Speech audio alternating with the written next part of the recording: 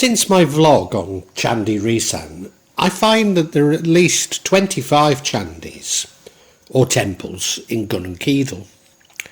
Gunungkidul is, I suppose in English terms, it would be about the size of a county. It's a mountainous, limestone mountainous area, so I suppose a bit like the Peak District, but more forested. To the east of Yogyakarta and to the southwest of Solo, goes down to the southern seas or the Indian Ocean. So very beautiful, but quite a dramatic place, and because of the karst landscape, the limestone, there's little water for crops, so it gets very dry in the dry season, and that means the people are particularly poor. Now, having said it, they believe there's at least 25 candis. It's estimated that there were well over 100 candis once in Gunungkidul. Now, when I went to see Pacarejo, he provided me with an extremely good start on this. He also gave me much more information on the Majapahit connection. Certainly he does believe that the people of Gunungkidul are ancestors of the Majapahit royal household. And I propose to talk about this in a separate vlog. In terms of Java, the main and best known candis are lying on the plains to the northwest of Gunungkidul, including the fairly nearby Candi Prambanan and Candi Borobudur in the Progo Valley between Yogyakarta and Magelang, so that's a little bit further. It was generally assumed that the wealth created by fertile lands on plains was required for a candi. But the candis of Gunungkidul and nearby Candi Ijo seem to suggest otherwise. Nevertheless, compared with the surrounding area, Gunungkidul has a low density of candis. In the main, candis may be characterised based on the era of the kingdoms of their features. So the first or early classic era is 700 to 800 CE.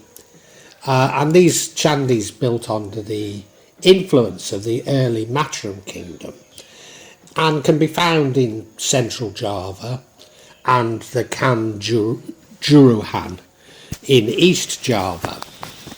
The second era, the mid-classic era, and these are from 800 to 900 CE. Candis built under the influence of two dynasties, Avangsa of Mataram, i.e. the Sanjaya in the north, which tended to be Hindu temples, and the Sailendra in the south, which tended to be Buddhist. Although, as we're about to see, that doesn't necessarily hold true for Gunungkidul. These magnificent candis were constructed at the end of this era, including Prambanan and Phallus. The third era, or the transition, from 900 to 1100 CE, and these candis built during the transition of the power from the Mataram to the Medang, Kuripan, Kadiri dominance, including Meru architecture, which was brought to Bali by Mupu Kuturan. Only few candis were constructed during this era, with indistinct style, marking the great difference in character between the candis of the second era and the fourth era.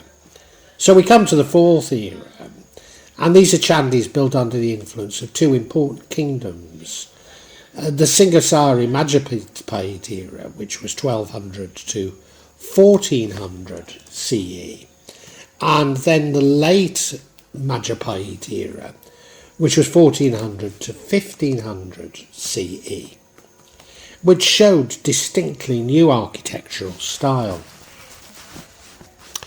Without evidence to the contrary, it's first to assume that candis in Gunung Kidul are from this second era. Prior to describing the temples, I should add that all were made of local white limestone.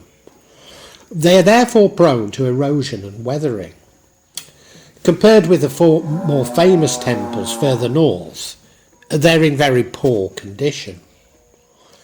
I couldn't comment on if local government have failed to protect such fragile structures. But what is apparent is that all official documents lay the blame on the locals for their destruction. Whilst there may be some validity in this, in the main I find that the common people are much more interested and protected over their past than those in authority.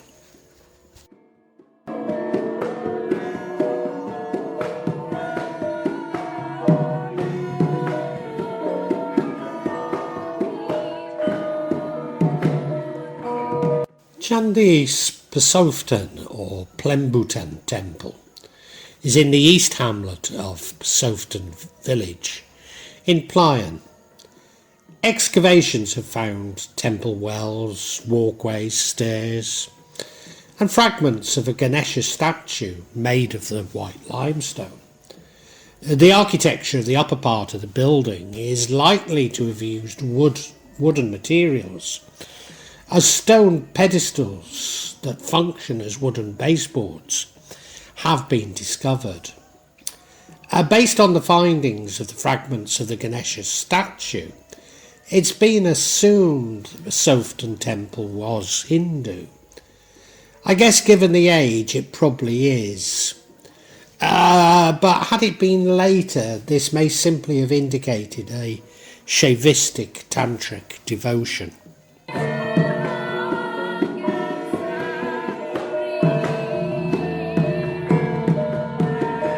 Papringan Temple, or Papringan, is at Papringan Hamlet in Psoftan village in the Playen subdistrict. All that remains of this temple are some scattered stones. The Papringan Temple complex has been buried in the ground, with although several stones do rise to the surface. There are several temple stones that have been gathered in several corners of the temple courtyard, and the temple has a number of pedestals that are similar in shape to that at the temple of Watu Gedig site in Prambanan.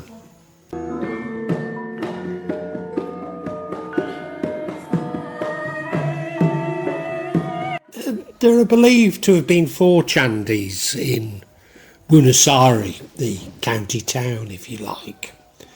The ruins of the temples in the village of Nyawu and Plembutan are made of white limestone, and the remains of a yoni and stone pedestals have also been found. In Plembutan village, Wonosari, the formal temple building is called the Temple of Need. On evacuation, statues of Ganesha, Durga and Astaga were found. The temple site in the village of Playen is in the form of a peak, the top of the stupa and the ruins of a white limestone temple. Local residents welcome the corn harvest season, bringing blessings containing tiwal, which is a rice made from cassava, corn rice, bran rice, bitter melon and corn pelas. However, the area is much more famous for a hill said to be resembling that from the children's programme The Teletubbies.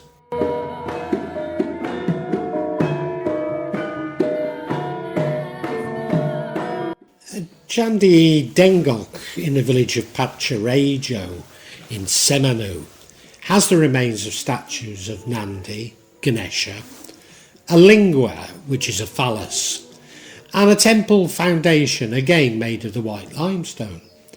Now these do suggest that it's a Hindu devotion to it, and given that these are south of the line where Hindu temples are normally found, it does cast doubt on that sort of characterisation.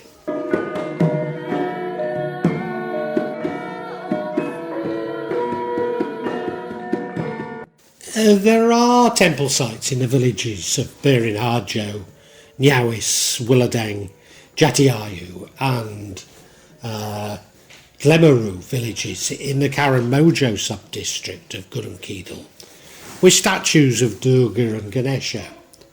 Candi Wiladeg contains a Nandi statue, which looks like an animal, also called an Adani or ox statue, or the Lembu Adani statue. Lembu Adani is Bhattara Shiva's vehicle. According to some sources, the origin of her actual name, Nandani, Sanskrit meaning pleasant, is a female ox. The Nandani ox is known to have been fearless. Nandani ox figures are used as a statue in Hindu temples in Java, especially from the Medang Mataram kingdom period, and in Shaivist temples. Adani is actually often used as a girl's name in Java, and it means obedient.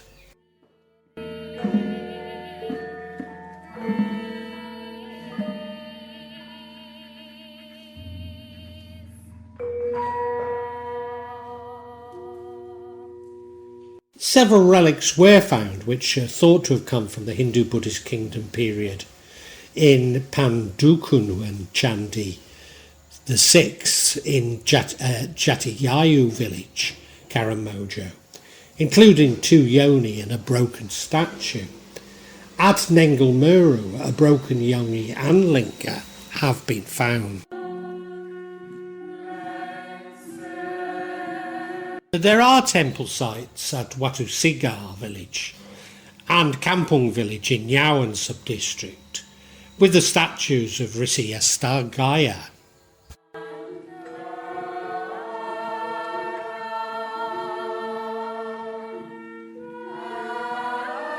Now, Candi Risan, or the Risan Temple in Candi Risan village, Semanu, is the most intact of those in Gunungkidul.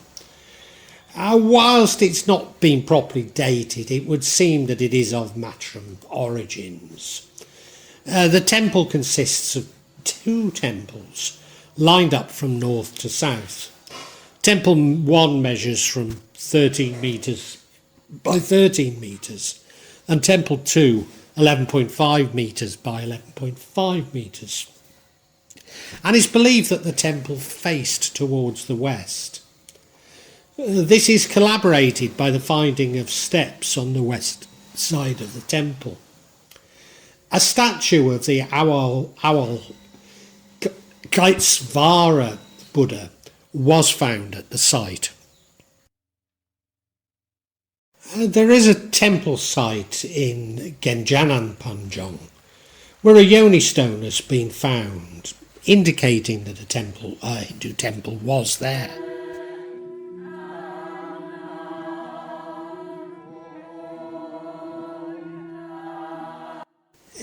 Candi Gembriwati, from the architecture of the pillar-shaped buildings and ornaments, it's estimated that the main construction began around the 16th century.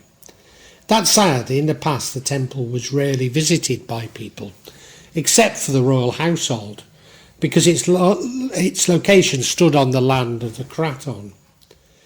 Gibriawati Watu Gaja Gujarati Patusari guest house was built by Sultan Hekambaro II, who lived from 1792 to 1828.